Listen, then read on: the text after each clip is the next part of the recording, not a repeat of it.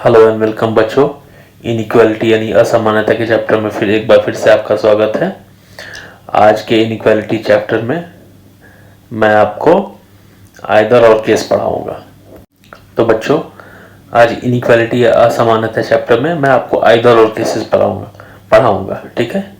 Either और cases का मतलब या तो एक निष्कर्ष सही होगा या तो दूसरा सही होगा। ठीक है। दोनों एक साथ सही नहीं हो सकते हैं। ठीक है। और दोनों एक अकेले में गलत हैं। ठीक है। अकेले अकेले में दोनों गलत हैं। ठीक है। और दोनों एक साथ सही नहीं हो सकते, या तो एक सही होगा या तो दूसरा सही होगा। ठीक है। इसको हम उदाहरण के साथ समझेंगे। चलिए, तो आइदर और केसेस समझते हैं। एक कथन दिया हुआ है हमारे सामने। ठीक है। ए बड़ा है या बराबर है बी से। ठीक है। एक कथन दिया है हमारे सामने, ए बड़ा है या बराबर है बी से। ठीक है। ए बड़ा है या बराबर है बी से। तो जैसा कि बच्चों आप जानते हैं, कथन में जो भी दिया रहेगा उसे हमें 100% सत्य मान के चलना है, 100% सही मान के चलना है। कथन में जो भी दिया रहेगा, ठीक है, इसे बिल्कुल 100% ट्रू मान के चलना है। ठीक है। 100% ट्रू मान के चलना है कथन में जो भी दिया है। दो निष्कर्ष दिए गए हैं हमारे सामने। पहला निष्कर्ष है ए बड़ा है बी से। दूसरा निष्कर्ष है ए बराबर है बी से। ठीक है। तो हमें बारी बारी से निष्कर्षों की जांच करनी है। ठीक है। बारी बारी से दोनों निष्कर्षों की जांच करनी है। तो सबसे पहले इस कथन का मतलब हम जानते हैं। ठीक है। ए एक वेरिएबल है, यानी कि इसका कुछ भी वैल्यू हो सकता है। वेरिएबल मतलब कोई भी वैल्यू हो सकता है। बी का भी वैल्यू दिया नहीं है, कुछ डेफिनेट, कुछ निश्चित वैल्यू दिया नहीं है, तो बी का भी कुछ भी वैल्यू हो सकता है। कोई निश्चित वैल्यू दिया नहीं है तो बी का भी कुछ भी वैल्यू हो सकता है। ठीक है। ए और बी का कुछ भी वैल्यू हो सकता है। तो हम देखते हैं कि हम कुछ ए और बी का वैल्यू मान के चलते हैं और देखते हैं कि किन किन वैल्यूज पे ये कथन सही होते हैं। ठीक है।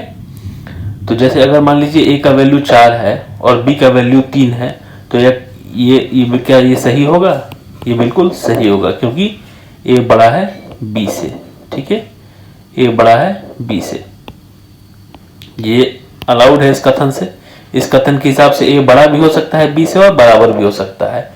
इस कथन के हिसाब से ए बी से बड़ा भी हो सकता है, बराबर भी हो सकता है। तो यहाँ पे ए बी से बड़ा है, तो ये बिल्कुल सही है। ठीक है। चलिए दूसरे पे आते हैं। मान लीजिए ए का वैल्यू ए है और बी का वैल्यू 2 है, तो ये क्या सही होगा? ये बिल्कुल सही होगा, क्योंकि यहाँ भी ए बड़ा है बी से। ए जो है बी से बड़ा है, तो ये बिल्कुल सही होगा। कथन के हिसाब से बिल्कुल सही है। ए बड़ा भी हो सकता है बी से, बराबर भी हो सकता है। ठीक है। तो ये बिल्कुल सही है। चलिए तीसरे पे आते हैं। ए का वैल्यू यहाँ 7 है, बी का भी वैल्यू यहाँ पे 7 है। ठीक है। तो दोनों बराबर हैं, तो क्या ये सही होगा? ये भी बिल्कुल सही होगा। क्यों? क्योंकि ए बराबर भी हो सकता है बी के। कोई जरूरी नहीं कि ए सिर्फ बड़ा ही होगा बी से, ए बी के बराबर भी हो सकता है। तो यहाँ ए और बी बराबर है, दोनों का वैल्यू 7 है, तो दोनों बराबर है। ठीक है। देखिए ये कुछ संभावित वैल्यूज है ए और बी के। देखिए ए और बी के ये कुछ संभावित वैल्यूज है, मैंने आपको लिया है समझाने के लिए। ठीक है। तो चलिए मान जब ए का वैल्यू 7 है और बी का वैल्यू भी 7 है, तो भी ये बिल्कुल सही होगा, क्योंकि ए और बी बराबर भी हो सकते हैं। ठीक है। ए और बी बराबर भी हो सकते हैं। अच्छा, ये अब चौथे केस में ए का वैल्यू 8 है और बी का वैल्यू 9 है, तो ए क्या है बी से छोटा है। यहाँ पे ए क्या है बी से छोटा है यहाँ पे, तो क्या ये सही होगा? नहीं, ये बिल्कुल गलत होगा। क्यों गलत होगा? क्योंकि ए या तो बी से बड़ा होगा या तो बराबर होगा। ए या तो बी से बड़ा होगा या तो बराबर होगा हमारे कथन के हिसाब से। कथन को हम 100% सत्य मान के चलते हैं, 100% ट्रू मान के चलते हैं। तो हमारे कथन के हिसाब से ए या तो बी से बड़ा होगा या तो बराबर होगा। ए बी से छोटा नहीं हो सकता है। लेकिन अगर ए यहाँ पर वैल्यू 8 लेते हैं और बी का वैल्यू 9 लेते हैं, तो ए बी से छोटा हो जाएगा, इसलिए ये गलत है। ठीक है। और बाकी ये 3 सही हैं और ये गलत है। ठीक है। ये चौथा गलत है।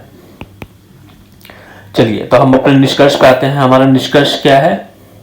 हमारा पहला निष्कर्ष है ए बड़ा है बी से। ठीक है। ये निष्कर्ष गलत है, क्योंकि इसका मतलब यह है कि ए सिर्फ बड़ा ही होगा बी से। ये निष्कर्ष गलत इसलिए है क्योंकि इसका ये मतलब है, इस निष्कर्ष का ये मतलब है कि ए सिर्फ बड़ा ही होगा बी से, बराबर नहीं हो सकता है। लेकिन ए हमने देखा है बराबर भी तो हो सकता है बी के। ए यहाँ हमने देखा है और ए कथन के हिसाब से बराबर भी तो हो सकता है बी के, लेकिन ये निष्कर्ष कहता है ए सिर्फ बड़ा होगा बी से, बराबर बिल्कुल भी नहीं हो सकता है। ठीक है, तो ये निष्कर्ष हमारा गलत है। चलिए अब दूसरे निष्कर्ष की जांच करते हैं। दूसरा निष्कर्ष कहता है ए बराबर है बी के। क्या ये निष्कर्ष सही है या गलत है? ये निष्कर्ष भी बिल्कुल गलत है। क्योंकि ये क्यों गलत है? ये निष्कर्ष गलत इसलिए है क्योंकि ये निष्कर्ष कहता है कि ए सिर्फ बराबर होगा बी के। ए सिर्फ बराबर होगा बी के, ये निष्कर्ष कहता है। लेकिन क्या ऐसा हो सकता है? नहीं। ए यहाँ बड़ा भी तो है बी से, ए यहाँ बड़ा भी तो है बी से, ए कथन के हिसाब से बड़ा भी हो सकता है बी से। ऐसा नहीं है कि ए सिर्फ बराबर होगा बी के। तो ये जो दूसरा निष्कर्ष है ये भी गलत है। ये पहला निष्कर्ष भी गलत है, दूसरा निष्कर्ष भी गलत है। दोनों निष्कर्ष गलत है। ठीक है, लेकिन दोनों में से एक तो सत्य होगा ही होगा, क्योंकि या तो ए बड़ा है बी से, या तो ए बी से बड़ा होगा, या ए बी के बराबर होगा। दोनों में से एक तो सही होगा ही होगा। ठीक है, क्योंकि हमने देख लिया है या तो ए बी से बड़ा होगा, या तो ए बी से बड़ा होगा, या तो ए बी के बराबर होगा। दोनों में से एक निष्कर्ष तो सही होगा ही होगा। तो इसी को हम कहते हैं बच्चों आइदर और केसेस, अथवा ये और दूसरा नहीं तो दूसरा। ठीक है, एक नहीं तो दूसरा सही होगा। ठीक है, तो आइदर और केसेस की कंडीशन क्या है बच्चों? कि दोनों निष्कर्ष जो है इंडिविजुअली अकेले अकेले में गलत होंगे, लेकिन दोनों को साथ मिलकर देखा जाए तो एक नहीं तो दूसरा बिल्कुल सही होगा। ठीक है, और दोनों निष्कर्ष के टर्म्स बिल्कुल सेम होने चाहिए। पहला टर्म देखिए दोनों का सेम है, दोनों का ए है दोनों निष्कर्ष का। दूसरा टर्म दोनों निष्कर्ष का बी है, ये भी सही है। ठीक है, तो दोनों निष्कर्ष के पहले और दूसरे टर्म बिल्कुल सेम होने चाहिए। पहला टर्म देखिए सेम है, ए है, दूसरा टर्म बी है, ये बिल्कुल सेम है। तो पहला और दूसरा टर्म दोनों निष्कर्ष का बिल्कुल सही होना चाहिए। ठीक है, और दोनों इंडिविजुअली गलत होने चाहिए। ठीक है, अकेले अकेले में दोनों गलत होने चाहिए, लेकिन अगर साथ मिला के देखा जाए तो दोनों में से एक सही होगा। या तो ये सही होगा या तो ये सही होगा। ठीक है, कुछ और उदाहरण हम देखेंगे, लेकिन पहले आइदर और केसेस के नियम मैं यहाँ पे लिख देता हूं। तो बच्चों ये आइदर और केसेस के नियम है। दोनों निष्कर्ष अकेले में गलत होने चाहिए और दोनों निष्कर्षों के दोनों टर्म्स सेम होने चाहिए। ठीक है, ये नियम जो है हम उदाहरण के साथ समझेंगे। ठीक है, फिलहाल आप इतना इसको पढ़ लीजिए बस, कि दोनों निष्कर्ष अकेले में गलत होने चाहिए, दोनों निष्कर्षों के दोनों टर्म्स सेम होने चाहिए। ठीक है, चलिए और भी एग्जांपल्स देख लेते हैं। ये दूसरा एग्जांपल है, हमारे पास एक कथन दिया हुआ है जिसको हम 100% ट्रू मानेंगे। ठीक है, 100% ट्रू मानेंगे। सी और एफ के बीच में तुलना है। पहला निष्कर्ष है हमारा सी ग्रेटर देन एफ, ये पहला निष्कर्ष है हमारा। सी और एफ के बीच में तुलना करनी है तो हम रूट बनाएंगे। हम पहले सी स्टेशन बनाएंगे, अंतिम स्टेशन हमारा एफ होगा।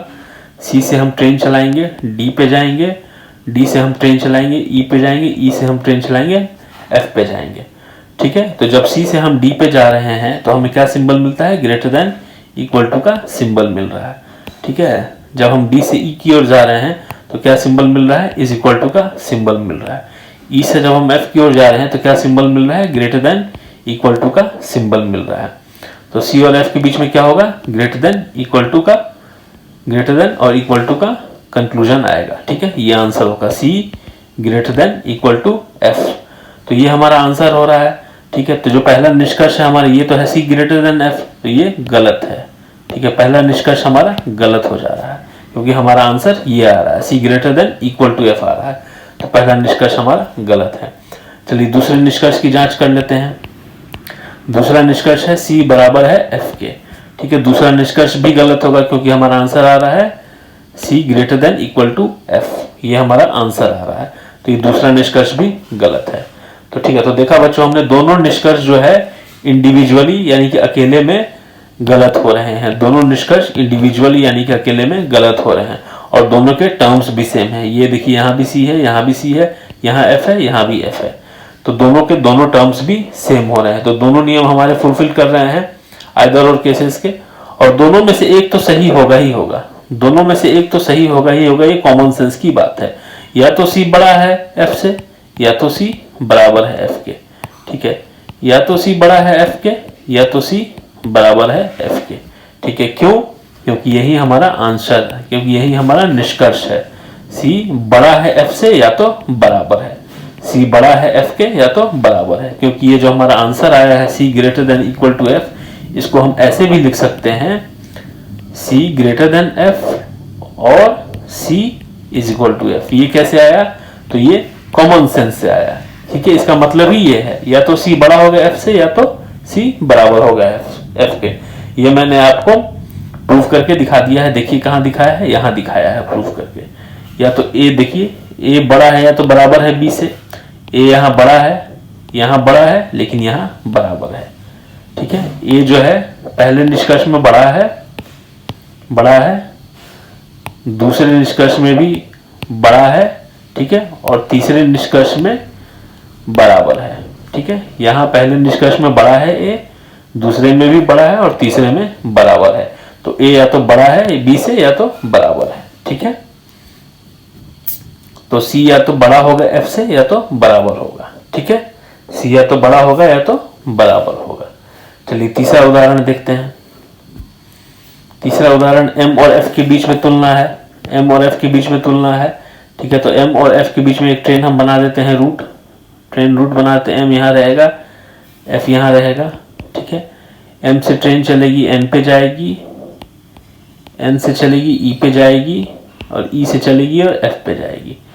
एम से एन के बीच में क्या सिंबल मिल रहा है, क्या प्रतीक मिल रहा है? लेस देन इक्वल टू, छोटा या बराबर का। एन और ई के बीच में क्या प्रतीक मिल रहा है? छोटा या बराबर का, ठीक है। ई और एफ के बीच में क्या प्रतीक मिल रहा है? बराबर का, ठीक है। तो एम और एफ के बीच में क्या सिंबल रहेगा?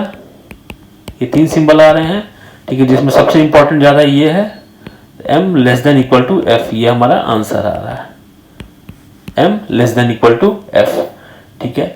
तो ये जो निष्कर्ष दिया है ये गलत है, क्योंकि हमारा आंसर क्या है? M less than equal to F हमारा आंसर है। तो ये निष्कर्ष गलत है।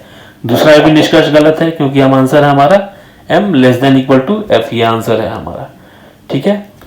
तो ये जो दोनों निष्कर्ष हैं इंडिविजुअली यानी कि अकेले अकेले में गलत हैं, ठीक है। तो क्या ये आइदर और केस बनेगा कि नहीं बनेगा, ये सोचने वाली बात है। लेकिन हम देख रहे हैं टर्म्स यहाँ पे उलट गए हैं। एम जो है यहाँ पे आ गया है, एफ जो है यहाँ आ गया है, एम यहाँ आ गया है और एफ यहाँ आ गया है, टर्म्स उलट गए हैं। लेकिन इसका सरल उपाय क्या है? इसका सरल उपाय क्या है? इसको हम ऐसे भी लिख सकते हैं, M less than F, M less than F हमने लिख दिया इसको, ठीक है। अब दोनों टर्म्स एक जैसे हो गए, एम यहाँ है, एफ यहाँ है, एफ यहाँ पे है, ठीक है। तो दोनों जो है निष्कर्ष इंडिविजुअली गलत हैं, दोनों के टर्म्स भी मिल रहे हैं, एम है, एफ है, दोनों के टर्म्स भी मिल रहे हैं। तो आइदर और केस को हम यहाँ लगा सकते हैं, क्योंकि जो हमारा आंसर आया है M less than equal to F, ये हमारा आंसर आया है M less than equal to F. इसका मतलब ही ये है कि एम या तो एफ से छोटा होगा या एफ के बराबर होगा, ठीक है। तो यहाँ भी आइदर और केस लग जाएगा, ठीक है। दोनों इंडिविजुअली गलत हैं, लेकिन दोनों में से एक तो सही होगा ही होगा, आइदर ए होगा और बी होगा आंसर, ठीक है। दोनों में से एक सही होगा ही होगा, ठीक है। या तो ये सही होगा या तो ये सही होगा, ठीक है। चलिए, तो आइदर और केस भी यही बच्चों, मैं इस क्लास को यहाँ समाप्त करता हूँ। आइदर और केस मैंने आपको समझा दिया है, उम्मीद है कि आपको समझ में आया होगा। सुनने के लिए धन्यवाद। कोई डाउट हो तो कमेंट सेक्शन में लिख सकते हैं। Thank you very much.